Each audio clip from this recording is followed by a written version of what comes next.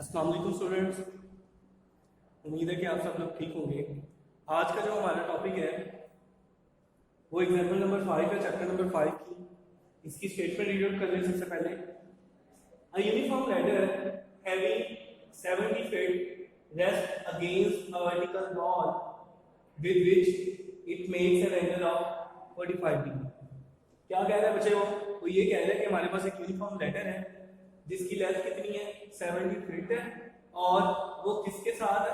एक एंड उसका rough ground के साथ टच कर रहा है और जो वन एंड है लैडर का वो किसके साथ टच कर रहा है? वर्टिकल वॉल के साथ। और लैडर और वर्टिकल वॉल दोनों के दरमियान जो एंगल बन रहा है वो एंगल कितना बन रहा है? 45 डिग्री का। तो चलें सबसे पहले हम ये सिचुएशन क्रिएट कर लें, उसके बाद हम नेक्स्ट पे चलते हैं। तो लेट्स सपोज ये हमारे पास बच्चे लैडर है, ये हमारे पास वॉल है, ए पॉइंट, बी पॉइंट और ये सी पॉइंट। अब चूंकि ये जो सी लैडर है वो क्या है? यूनिफॉर्म है, तो इसका जो वेट होगा वो कहां पे लाई करेगा? मिड पॉइंट पे। तो ये मिड पॉइंट है, सपोज ये इसका मिड पॉइंट। वेट किस डायरेक्शन में होना है? डाउनवर्ड डायरेक्शन में होना। इस पॉइंट को आप जी का नाम दें। अब यहां पे लैडर इसके ऊपर क्या कर रिएक्शन, उसके नतीजे में क्या होगा? रिएक्शन जिसको आप आर कहते हैं। अब सिमिलरली ये लैडर इसके ऊपर क्या कर रही है? एक्शन कर रही है, उसके नतीजे में जो वॉल का रिएक्शन होगा वो क्या होगा हमारे पास? एसओ। अब नेक्स्ट क्या कहा उसने? The coefficient of friction between ladder and wall, ladder and wall and ladder and ground, ladder and ground are respectively 1/3 and 1/2। जो कोएफिशिएंट ऑफ फ्रिक्शन है बच्चे किस के दरमियान? लैडर के दरमियान और वॉल के दरमियान। तो कोएफिशिएंट ऑफ फ्रिक्शन क्या होगा? परपेंडिकुलर होता है इसके, ये होगा, ये चीज क्या होगी? Mu S. क्यों म्यू एस? क्योंकि उसका जो रिएक्शन है वो क्या है? एस। अब म्यू की वैल्यू कितनी है? 1/3। तो ये चीज क्या हो जाएगी? S/3। लैडर और वॉल, सॉरी लैडर और ग्राउंड, इन दोनों के दरमियान कोएफिशिएंट ऑफ फ्रिक्शन क्या है हमारे पास? 1/2। अब जरा गौर करें, अगर ये लैडर स्लिप होगी तो आगे की तरफ जाएगी, इस डायरेक्शन में, इस डायरेक्शन में जाएगी। तो जो फ्रिक्शन की फोर्स होगी वो अपोजिट डायरेक्शन में होगी, इस डायरेक्शन में। म्यू आर, म्यू की वैल्यू कितनी है? 1/2। तो ये कितना हो जाएगा? 1/r/2। इसके बाद उसने ये कहा, if a man whose weight is 1/2 that of ladder, कि अगर एक आदमी जिसका वेट कितना है बच्चे? हमारे पास लैडर के वेट से हाफ है, असेंड द लैडर, लैडर के ऊपर क्या करता है? असेंड करता है, चढ़ता है। Where will he when the ladder slip, वो लैडर पे कहां पे पहुंचेगा? किस पॉइंट पे पहुंचेगा कि उस पॉइंट पे पहुंचने के बाद वो लैडर क्या कर जाएगी? स्लिप कर जाएगी। तो आपने वो डिस्टेंस बताना। तो लेट्स सपोज कि जो मैन है जिसका वेट कितना है? लैडर के वेट से हाफ है, वो इस पॉइंट पे पहुंचना है। फर्स्ट करें वो इस पॉइंट पे पहुंचे, इसको आप बी का नाम दे दो। अब जो मैन का वेट होना है वो किस डायरेक्शन में होना है? डाउनवर्ड डायरेक्शन में होना है। और उसका वेट कितना होगा? लैडर के वेट से हाफ होगा। अब यहां पे वैसे क्या काम किया? जो मैंने यहां पे काम किया था वो मैंने लिख दिया कि हमारे पास एक लैडर ए बी है जो कि 70, जिसकी लेंथ कितनी है? 70 फीट है। वो एंगल 45 डिग्री बना रही है वॉल के साथ। और एक मैन जिसका वेट कितना है? W/2 है। वो लैडर के ऊपर किस पॉइंट तक चल रहा है? ए से लेकर डी पॉइंट तक चलेगा, जिसके बाद क्या हो जाएगी? लैडर स्लिप हो जाएगी। आर और एस इसमें क्या है? हमारे पास नॉर्मल रिएक्शन है, किसके? ग्राउंड के और वॉल। अब जरा आप गौर करें, अगर ए से लेकर बी तक का जो डिस्टेंस है वो हमारे पास कितना है? 70 फीट। यहां पे लिख लें AB = 70। अब जी मिड पॉइंट है लैडर का, तो ये क्या हो जाएगा A G is equal to 35, A D is equal to x. तो फर्स्ट कर लें कि जो मैन है वो कितनी लैडर तक कहां तक पहुंचा है, किस पॉइंट तक पहुंचा है, डी पॉइंट तक। तो ए से लेकर डी तक को हम एक्स कंसीडर कर लेते हैं कि वो, अब हमने जो एक्स कंसीडर किया है हमने वो एक्स फाइंड आउट करना है, यानी कि मैन ने कितना डिस्टेंस कवर किया। अब फर्स्ट कंडीशन ऑफ इक्विलिब्रियम क्या होता है उसमें, summation fx equal to 0, summation fy, fx में क्या है, ये अलोंग नेगेटिव एक्स है माइनस एस प्लस ये अलोंग पॉजिटिव है r over 2 is equal to 0। यहां से r की वैल्यू कितनी आएगी 2s आ जाएगा। समेशन fy में r भी पॉजिटिव है ये भी पॉजिटिव है, r plus s over 3 minus ये वाला w माइनस ये w w minus w over 2 is equal to 0।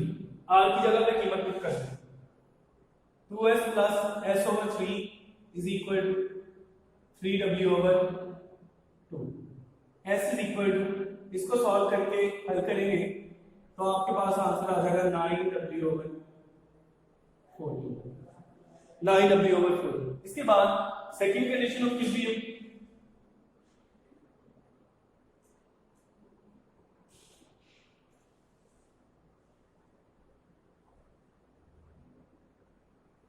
torque equal to 0, taking moment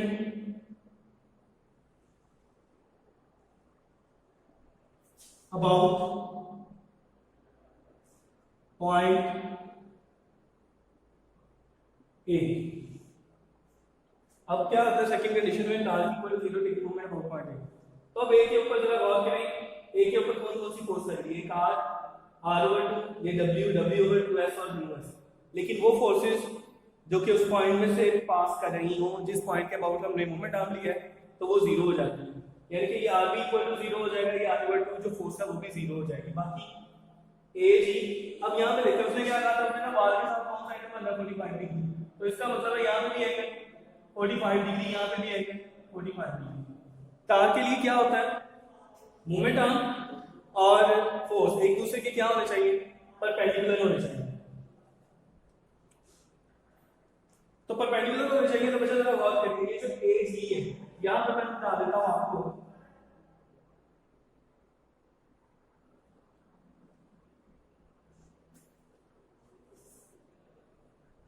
अब मैंने बच्चे क्या काम किया, मैंने आपको बता दिया ये taking moment about point A के लिए है, ताकि यहां पे जरा गौर करें। आपको पहले भी जो मैंने क्वेश्चंस करवाए, न्यूमेरिकल करवाए, मैं उसमें क्लियर कर चुका हूं कि ये कैसे पता चलता है कि पॉइंट अबाउट पॉइंट ए वाला, ठीक है। तो अब इसके बाद हमारे पास जरा गौर करें, फोर्सेस कौन कौन सी लग रही थी, W लग रही थी, W over 2s और s। इन फोर्सेस का जो मोमेंट आपका वो तो 0 हो गया। अब इन ट्रायंगल AGA डैश में W हमारे पास वेट था, मोमेंट आर्म AG था, तो मोमेंट आर्म और फोर्स एक दूसरे के क्या होना चाहिए, परपेंडिकुलर। लेकिन अगर ऐसी कंडीशन ना हो तो कंपोनेंट ड्रा करते हैं, 45 है एंगल के सामने वाली लाइन परपेंडिकुलर, और परपेंडिकुलर किसमें आता है, साइन। तो ये क्या बन गया, AG sin 45 ये AG cos 45। सिमिलरली यही situation in triangle AD double dash, AD sin 45 AD cos 45 ये उसका। अब यही सिचुएशन ABCS में, S हमारे पास फोर्स है, इसके परपेंडिकुलर ये मूवमेंट आर्म का फोर्स है AB, लेकिन ये परपेंडिकुलर नहीं है फोर्स के, तो हमें क्या काम करना पड़ेगा, उसके कंपोनेंट्स ड्रा करने पड़ेंगे। एंगल के सामने sin, बाकी दूसरा cos, और यही सामने सिचुएशन वैसे ही एंगल के सामने 45 sin 45 और ये भी मोमेंट आर्म। अब टार्क क्या कैलकुलेट कैसे करें, टार्क ये होता है कि force multiply bye moment arm, लेकिन मोमेंट आर्म कौन सा, अगर तो वो परपेंडिकुलर है फिर तो कोई बात नहीं, लेकिन अगर मोमेंट आर्म परपेंडिकुलर नहीं है फोर्स के, तब आप ये काम करोगे कि जो कंपोनेंट मोमेंट आर्म का परपेंडिकुलर है फोर्स के, आप बोल दोगे ये वाला जो कंपोनेंट है ये परपेंडिकुलर है किसके, फोर्स के, तो इसका टार्क क्या हो जाएगा, summation torque equal to 0 W multiply by AG sin 45 degree. इसके बाद सिमिलरली ये चले जाए AD sin 45 plus W over 2। W/2 AD sin 45 degree, ये वाली चीज S multiply by AD cos S AD cos 45 S/3 multiply by AB sin S/3 AB sin of 45 degree is equal to 0। अब क्या काम करना है बच्चे, देखना है कि हमने ये क्लॉकवाइज तार के या एंटी क्लॉकवाइज तार। तो जरा गौर करें, ए को फिक्स रखिए, फोर्स किस डायरेक्शन में लगी, डाउनवर्ड, मार्कर क्लॉकवाइज मूव कर रहा है, तो ये क्या होगा क्लॉकवाइज तार। सिमिलरली यहां पे चले जाए क्लॉकवाइज तार, ये फोर्स किस डायरेक्शन में लगी, एंटी क्लॉकवाइज, यहां पे भी एंटी क्लॉकवाइज, यानी कि ये भी क्लॉकवाइज है, ये भी क्लॉकवाइज है, और ये दोनों एंटी क्लॉकवाइज है। तो क्लॉकवाइज में काम क्या होता है, नेगेटिव, तो यहां पे क्या आ जाएगा माइनस, और यहां पे भी क्या आ जाएगा माइनस, ये चीज वैसे की वैसे। यहां पे ये चीज माइनस W, AG किस चीज की इक्वल है, 35 है, और √2 ये वाली चीज माइनस AD डिस्टेंस कितना है, WX/2 इसका क्या होगा, S का आंसर हमारे पास कितना लिखना, 9W/14, 9W/14 multiply by 70/2 plus इसका 9W/14 multiply by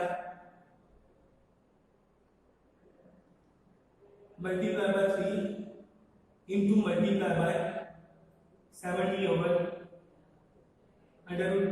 is equal to 0। क्या काम किया बच्चे, सिर्फ मल्टीप्लिकेशन किया, force multiply by perpendicular movement arm too, तो ये चीज आ गई। अब चूंकि ये क्लॉकवाइज स्टार्ट था तो नेगेटिव, सिमिलरली यहां force multiply by perpendicular movement arm, ये चीज हो गई, क्लॉकवाइज स्टार्ट था तो नेगेटिव, इस पे चले जाएंगे, फोर्स ये है, मूवमेंट आर्म का परपेंडिकुलर कंपोनेंट AB cos 45, दोनों को मल्टीप्लाई कर दिया, ये S/3 perpendicular component AB sin 45, ये चीज लिख दिया। अब चूंकि ये दोनों एंटी क्लॉकवाइज स्टार थे, तो एंटी क्लॉकवाइज स्टार क्या होता है, पॉजिटिव। AG 35W, ये वैसे ही W/2 भी वैसे का वैसे, AD किस चीज की इक्वल है, X के sin 45 √2, ये सारी सिचुएशन। अब यहां पे जरा गौर करें, ये चीज कैसे करते हैं,